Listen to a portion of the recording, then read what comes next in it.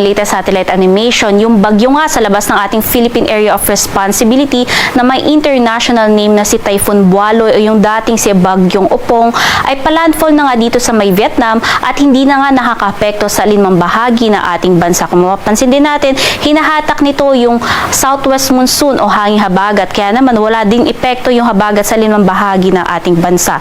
At yung nagpre-prevail nga ngayon na sistema ay yung easterlies o yung mainit na hangin galing Pasipiko. Kaya naman, sa buong bansa, magkakaroon lamang ng mga pulo-pulo at mga panandaliang mga pag-ulan.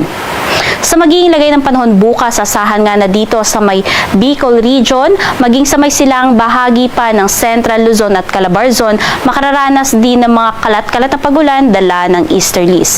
Samantalang dito sa Metro Manila at nalalabi pang bahagi ng Luzon, magiging mainit at maalinsangan ng panahon at pagsapit ng hapon, andyan pa rin yung mga tsansa ng mga pulo-pulo at mga panandaliang mga pag-ulan. Ang temperatura nga ay may kainitan at maaari pang pumalo 33 degrees Celsius dito sa may Tuguegarao at 34 degrees Celsius dito sa may Lawag. Samantalang sa Metro Manila aabot mula 24 hanggang 31 degrees Celsius. Sa magiging lagay ng panahon naman dito sa may Zamboanga Peninsula, maapektuhan din ng easterlies, kaya naman magiging kalat-kalat at makulimlim din ng mga panahon. At sa nalalabing bahagi pa ng Palawan, maging sa Visayas at nalalabing pang bahagi ng Mindanao, magiging bahagyang maulap sa umaga, ngunit pagsapit ng hapon, mas magiging maulap na ang kalangitan at mayroon nang tsansa din ng mga pulo-pulo at mga panandaliang mga pag-ulan, lalong-lalo na sa hapon hanggang gabi.